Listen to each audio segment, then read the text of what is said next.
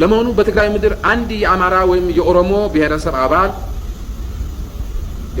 የበዘበዘበትና ስልጣን የያዘበት ሁኔታ ቀርቶ አንዲት ቡና ቤት ወይም አንዲት ሄክታር የእርሻ መሬት አለው ወይ?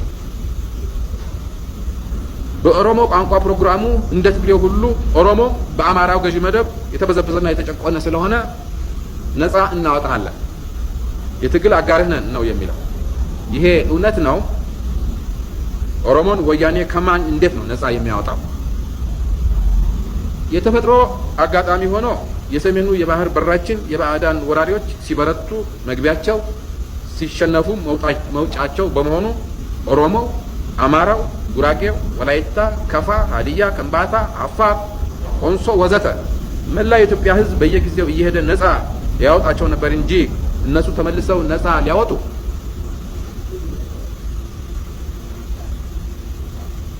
እንዲሁ በአማርኛ ቋንቋ ፕሮግራማቸው አማራን ከዚህኛው ብሔረሰብ ነፃ እናወጣለን ለማለት ስለተቸገሩ ወይም ስለቸገራቸው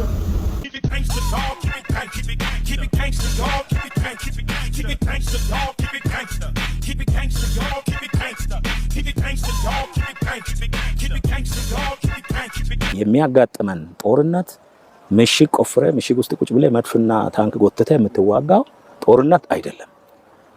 ይሄ አሁን ያለንበት አምስተኛ ስድስተኛ ትውልድ የጦርነት ስልት ነው፣ የጦርነት አውድ ነው። ካሁን በኋላ የሚመጣ ጦርነት ወይ አየር ኃይል ነው ወይ ሚሳኤል ነው። አሁን እያየን ያለ ነው ማለት ነው። ሰራዊት ለሰራዊት ምንም ሳይንቀሳቀስ ሳይታይ ጦርነት የሚያልቅበትና በቃ በቃ ብሎ ወደ ጠረጴዛ ዙሪያ የሚመጣበት ማለት ነው። እሱን ነው እንደ እንትን ያስቀመጡት። ከዛ ተነስተን አንደኛ የት ነው መድረስ የምንፈልገው የሚል ራእያችንን በትክክል አርቲኩሌት አድርጎ የማስቀመጥ አስቡት። ገና ቡናችሁን ፉት ብላችሁ ስኒያችሁን ሳታስቀምጡ ከቢሾፍቱ የተነሳ እንደ ብረት ዘንዶ አስመራ ላይ እሳት እያዘነበ ነው። ይህ የሆሊውድ ፊልም አይደለም። ይህ የኢትዮጵያ ጠላቶች በየቀኑ የሚያዩት አስፈሪ ቅዠት ነው። ርቀትን በደቂቃዎች የሚያጥፉ የድምፅን ፍጥነት ቀድሞ የሚምዘገዘጉና ጠላት ገና ተወለድኩ ብሎ ሳያስብ ከምድረ ገጽ የሚያጠፉ። አዎ የተነጋገርን ያለነው ስለ ምስራቅ አፍሪካው የሰማይ ንጉስ ስለ ኢትዮጵያ አየር ኃይል የጀርባ አጥንቶች ነው። ቢሾፍቱ የኢትዮጵያ አየር ኃይል ምሽግ ፀሐይ ገና ብልጭ ስትል የምድርን ጸጥታ የሚሰነጥቅ የሰማይን ቆዳ የሚቀድ ጉልህ ድምፅ ይሰማል። ይህ ድምፅ ተራ የሞተር ጩኸት አይደለም።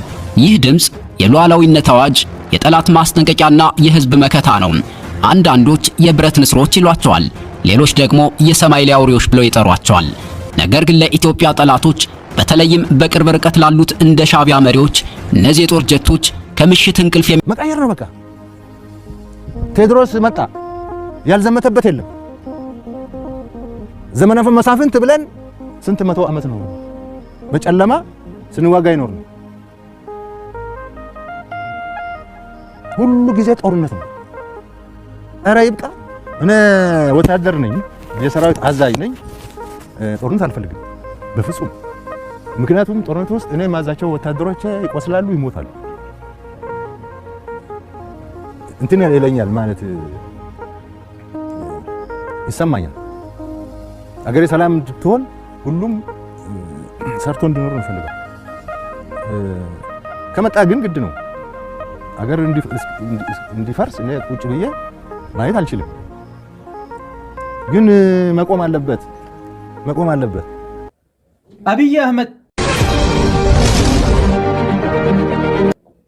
አብዱል ፈታህ አልሲሲ፣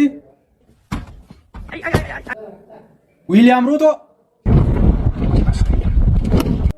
ኢሳያስ አፈወርቂ፣ ኢብራሂም ተራሬ ፓርቲ ታንትራ በድምጽ ወያኔ ሰራተኞችን ሰብስበው ድንገት ገብተው በማንኛውም ጊዜ ለሚደረግ ጦርነት ተዘጋጁ የሚል መልእክት አስተላልፈዋል። ይሄ ከነ ምስሉ ነው ተያይዞ እየቀረበ ያለው። የቲፒኤልኤፍ ቡድን ምን አይነት ውጥረት ውስጥ እንደገባ የሚያሳይ ነው። እንግዲህ ጋዜጠኞችን ሰብስበህ ለጦርነት ተዘጋጅ ማለት ምን አይነት ጭንቀት ውስጥ እንዳለ የሚያሳይ ነው። ይሄ እንግዲህ የውጊያ ዝግጅት ይደረግ ነው የተባሉት ድንገት ነው ባይዘው ሰብስበው ጋዜጠኞችን ሰራተኞችን ወደ በረሃ ወጥተው መዋጋት እንዳለባቸው የተነገረው። ይሄን መልእክት ተቀብሎ ያስተላልፈው የዋናው ስራ አስኪያጅ ነው።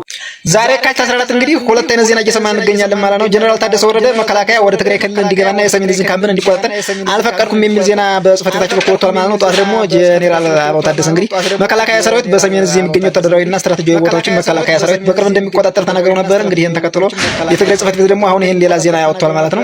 ሰበርና አዲስ መረጃ የትግራይ ጽሕፈት ቤት ደግሞ አሁን ይህን ሌላ ዜና ያወጥቷል ማለት ነው። ዛሬ ተገልጿል። የሀገር መከላከያ ሰራዊት በሰሜን ወሎ ዞን ድብኮ አካባቢ ላይ በፈጸመው ኦፕሬሽን የላስታ አሳምነው ጽጌ ነብሮ ኮማንዶ ክፍለ ጦር አዛዥ የነበረው ይህ በምስሉ ላይ የምትመለከቱት ሀቢብ ዩሱፍ የተባለ ግለሰብ መገደሉ ከታማኝ ምንጮች ላይ መረጃዎች ያመለክታሉ ማለት ነው። የሀገር መከላከያ ሰራዊት በእያንዳንዱ ቦታ እየፈጸመ ያለው ጀብዱ እየታየ ቀን በቀን እየተደጋገመ ይገኛል።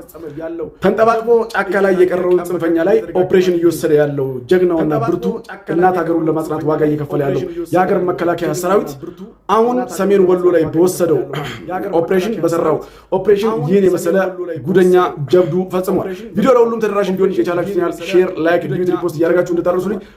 ወደ 53 ቀበሌዎች የትግራይ ይዟል፣ የኢትዮጵያ መሬት ይዟል። እሱን ውጣ ሳይል ወደዚህ ነው የሚመጣ። አማራ መሬታችንን እንቀጥ ይልሃል። ለምን ከሻቢያ ጋር ትሞዳሙዳል? ሻቢያ የያዙ 53 ቀበሌ ለምን አታስለቅቅ? ይሄ እኮ የትም አይሄድም። ኢትዮጵያ ውስጥ እኮ ነው ያለው። የእልህ እኮ የእንትን እኮ ነው የተያዙት እንጂ ምንም የትም አያደርሱም። ተሸክመው ይሄዳሉ። የሚያሳዝነኝ እንደውም እዛ ቦታ ላይ የሚሞት ትግራዋይና እዛ ቦታ ላይ የሚሞት አማራ ነው የሚያሳዝነኝ። አገራችን ያህል ሆነች መሬት 53 ወረዳ ይዛ ግን አንድ የህወሓት ድርዝራዥ የሚናገር የለም። ውጡ የሚል የለም። ወንድም ይላል ሞራ ይላል። የት ይሄዳል? አማራ ተሸክሞት መሬት የት ይሄዳል? ሱዳን ይገባል? አይገባም።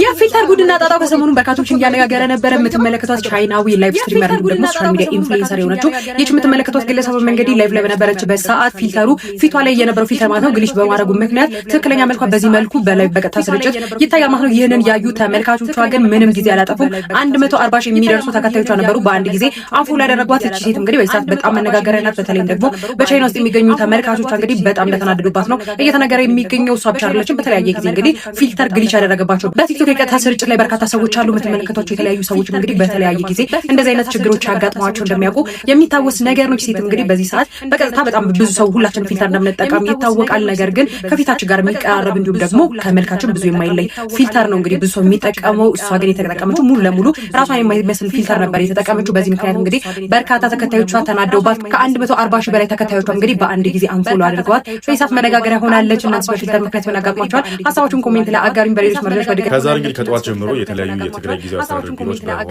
ወታደሮች ተከበው መረጃዎች ወጥተው የሚገኙት። ከዚህም በተጨማሪ ደግሞ ከአንድ ሰዓት በፊት የጀነራል ታደሰ ወረደ ቢሮም እንደዚሁ በአርሚ 30 እንደተባለው የህወሓት ወይ ደግሞ የቲፒኤልኤፍ ክንፍ እንደተከበበና በዙሪያው ወታደሮች እንዳሉ የተነገረ ነው የሚገኘው። ዛሬም እንግዲህ ጠዋቱና ረፋዱ አካባቢ በከተማዋ ላይ የተለያዩ የታጠቁ ወታደሮች እንደዚህ እንቅስቃሴ ያደርጉ ነበር።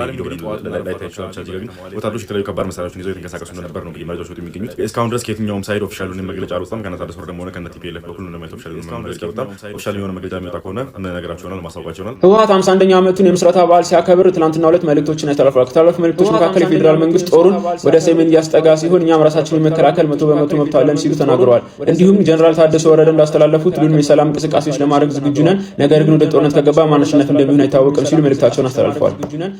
የኤርትራ መንግስት የኢትዮጵያ መንግስት የውስጥ ጉዳዩን መፍታት ሳይችል ቀርቶ የቀይ ባህር ጉዳይ ያነሳል ብሎ ይከሳል። ሳይችል ቀርቶ የውስጥ ጉዳያችን ላይ ሽንኩርት ከታፊው፣ በርበሬ አቅራቢው፣ አማሳዩ ተቀምጦ ሳለ ውስጥና ውጭ የሚለው ጉዳይ እንዴት ይሆናል? ተቀምጦ ሳለ ውስጥና ውጭ የሚለው መብቃት ነው መፍትሄው። አሁን ለዚህ ምክር ቤት ማረጋገጥ የምፈልገው ኢትዮጵያን መጉዳት የሚፈልጉ ኃይሎች አሉ። ገንዘብ ፋይናንስ ያደርጋሉ። እመኑኝ ግን ኢትዮጵያን አይችሏትም። አልፈን አልተሱ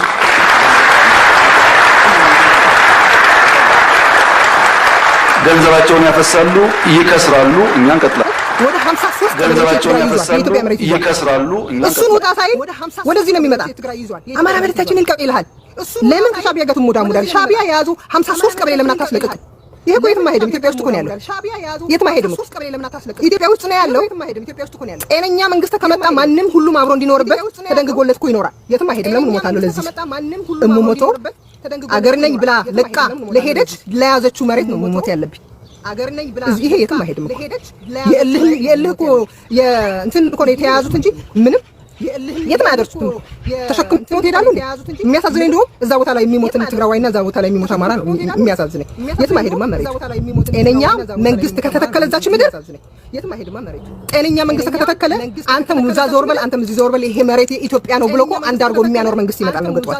እግዚአብሔር ሲፈቅድ አገራችን ያህል ሆነች መሬት 53 ወረዳ ይዛ ግን አንድ የህወሓት ርዝራዥ የሚናገር የለም። ውጡ የሚል የለም። ሞራ ይላል። የት ይሄዳል? አማራ ተሸክሞት መሬት የት ይሄዳል? ሱዳን ይገባል? አይገባም። አማራ ተሸክሞት መሬት የት ይሄዳል? ሱዳን ይገባል? አይገባም። የጠላሽ አይኗ ሀገሬ ስትኖሪ ነውና መኖሬ ጉዳት በደልሽ አሳየኝ ባይኔ የማንነቴ ምን ጉዳት በደልሽ አሳየኝ ባይኔ የማንነቴ ምን